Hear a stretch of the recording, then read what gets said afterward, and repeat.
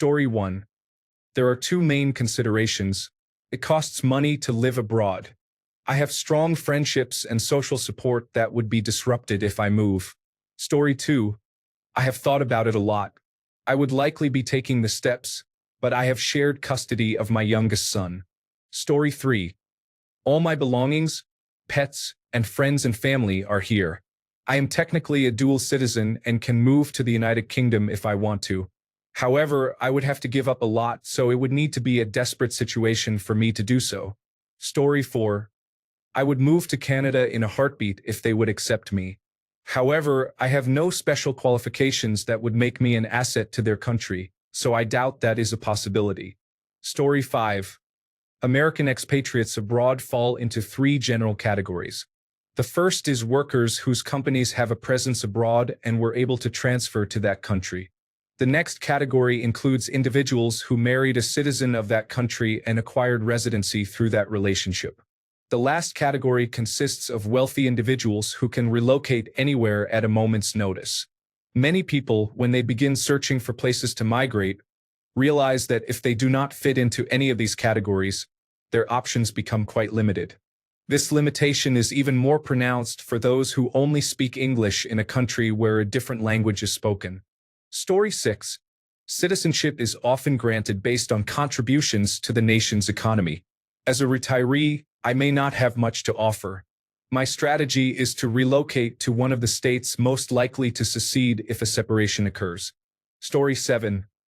I don't know, probably because we have many family friends and love the communities we engage with and the people we constantly interact with. Story 8. Sanity. I am not into fear-mongering. Go live somewhere else and see why millions of people want to come to the United States. Story 9. Family and friends are important. No matter how difficult things become in the United States, it has to be better than being completely alone. Story 10. I am not entirely sure which visa system I could qualify for and afford. My career may transfer, but my current niche is based on the US federal government, so I would need to alter my career path. I feel like it would be giving up on my country, and I am not sure I could handle it. Am I able to take my dog? It needs to be someplace where I can play golf all the time, so nearby English-speaking options are limited. Story 11. Finding a job that will sponsor my work visa. I am working on changing careers to one that is more in demand abroad. Story 12. I am not wealthy enough to remove the biggest barriers, nor do I have recent ancestry to pursue a passport from elsewhere. Unless you have considerable wealth, the right lineage, or a highly specialized skill in demand, it is nearly impossible. However, I suppose illegally overstaying a tourist visa and entering into a sham marriage could be options. Story 13. The closest option for me would be Canada, but even if they were to accept me, they are also facing a housing crisis. Additionally, I want to see how their elections turn out. Moreover, my entire family and support system live here, and I do not have the financial resources to completely uproot my life and manage without them.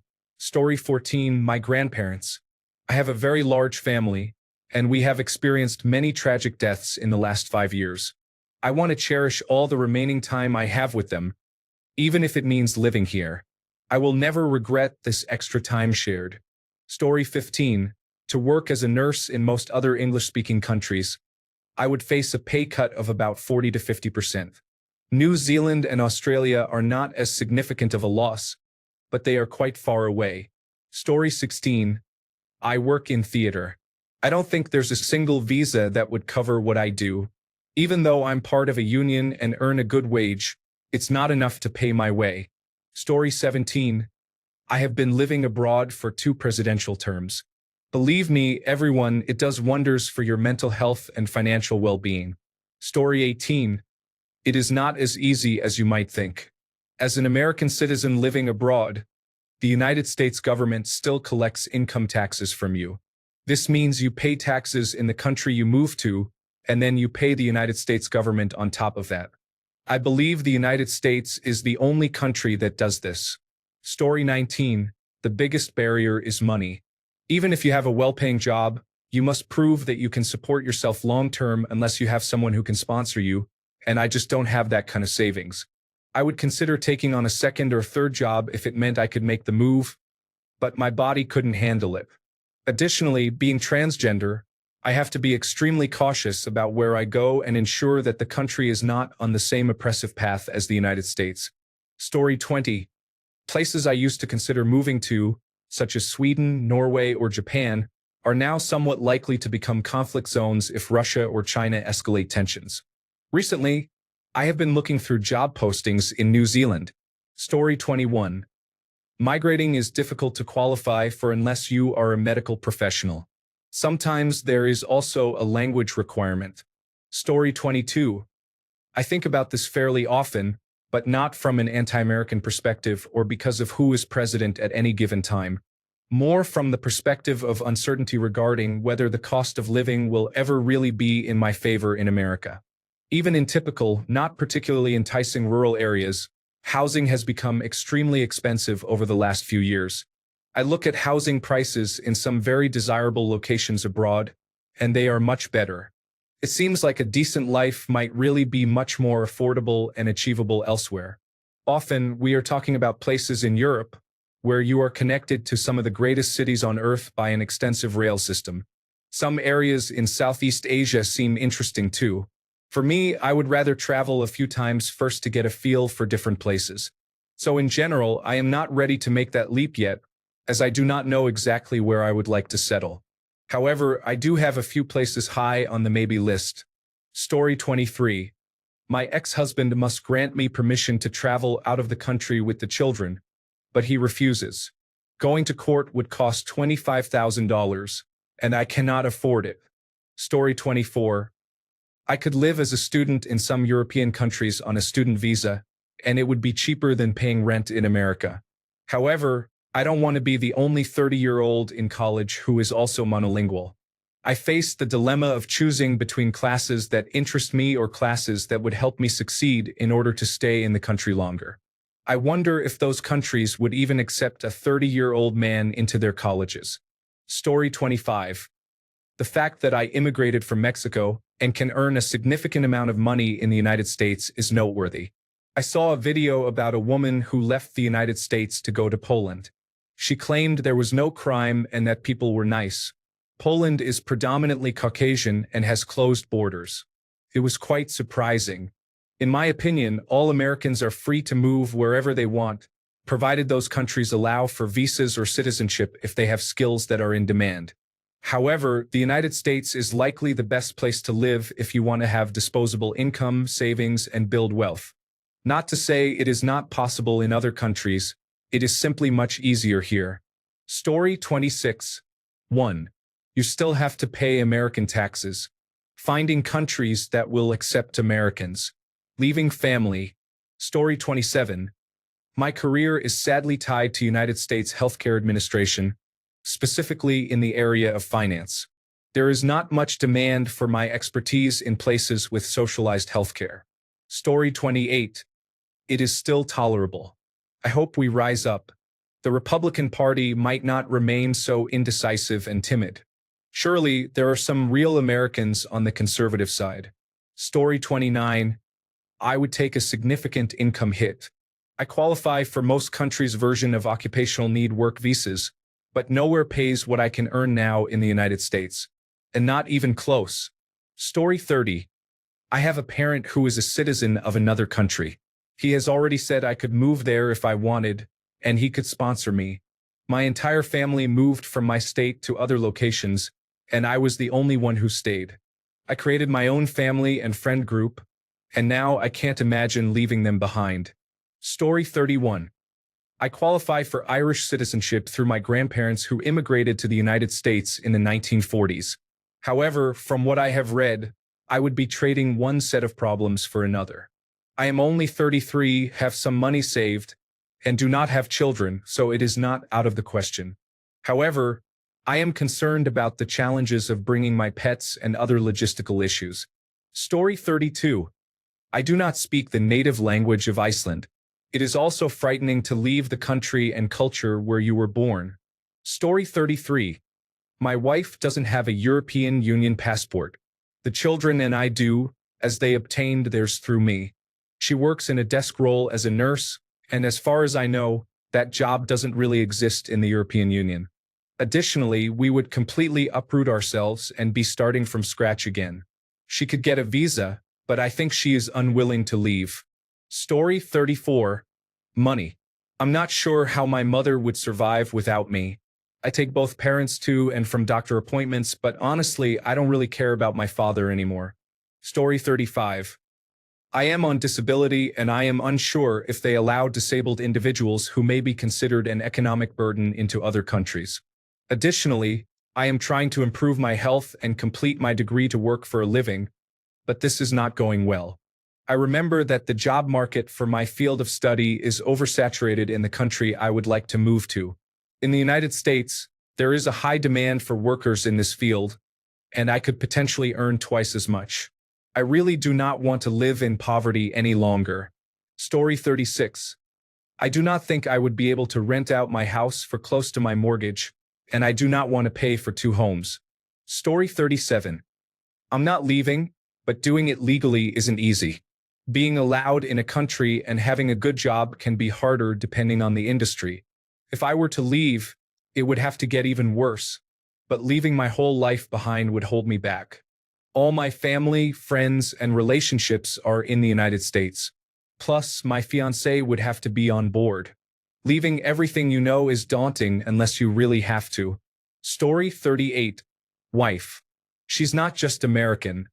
She's from St. Louis, which can be quite provincial. I was fortunate to convince her to move out west, but if we leave here, it's back to Missouri we go. If I ever have to face the horror of life alone, I'm as good as gone. I have no emotional attachment to the United States or the idea of being an American. That mindset has erased all of that. It's strictly business now. Story 39. I am not convinced that the issues with America are specific to the United States. In many ways, I believe we are simply ahead of the curve. Story 40. Assuming you have the means to live here, such as being retired with retirement funds in addition to Social Security, there are many other places you can live. This March, a friend moved from North Carolina to Normandy, France. In December, he and his wife decided to leave. They researched several possibilities for cost of living and visa requirements, chose Normandy on New Year's Day, started the visa process called the movers, and off they went. He is 78 and his wife is 77. Neither of them speaks French. Visa requirements were not difficult. They needed to provide proof of income and health insurance, as Medicare does not travel overseas. They obtained French insurance that covers everything and is cheaper than Medicare. He described their average days, which sound idyllic. They hit a cafe in the morning, hike through the vineyards, study French, enjoy a nice simple lunch, take a nap, and stroll into town to shop for dinner. It is a simple life, but it sounds like heaven to me. I have other friends who have been talking about moving to Europe for years, yet they are still here. Story 41. My wife is an accomplished scientist and professor. She is very employable and can obtain a visa almost anywhere. However, she is afraid of traveling and very fearful of living anywhere else. Story 42. The cost of actually doing it. Knowing that when we reach our destination, we will have to start over from the beginning. Story 43. Moving abroad is not simple at all. It requires a considerable amount of time and money, and sometimes a little luck.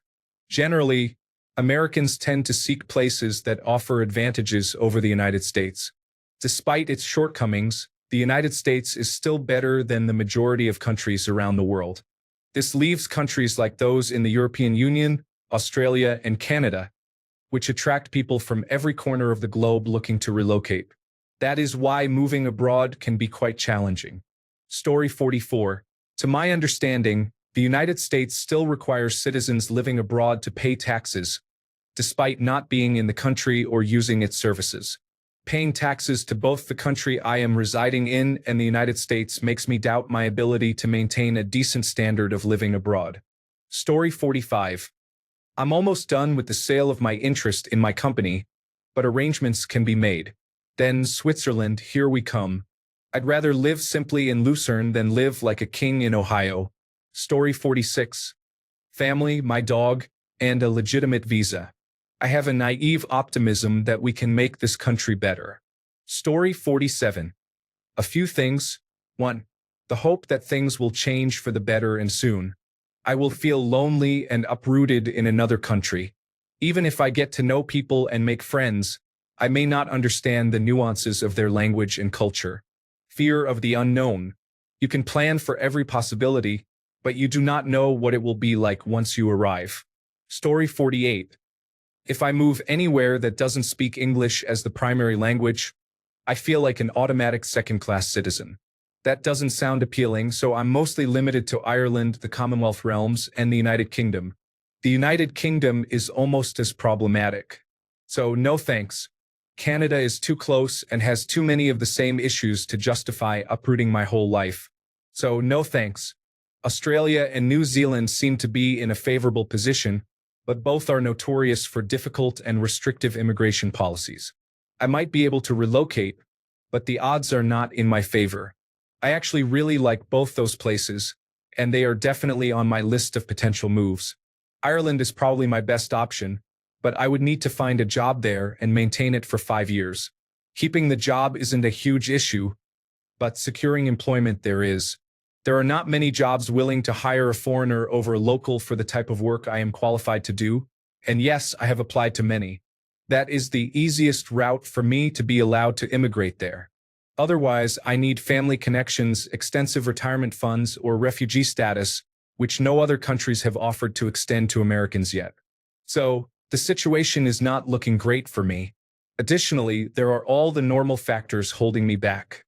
My family is here. My life is here. It's home and familiar. It's a lot to give up to move somewhere else. At this point in time, it isn't worth it for me. Story 49. My special needs son, and I doubt any other country would be willing to take on the cost of his care. I'm waiting for the other shoe to drop here, as it is, considering that individuals like Trump and Musk probably think anything that improves the lives of disabled people is fraudulent. Story 50. Lack of skills that another country would want. My cat.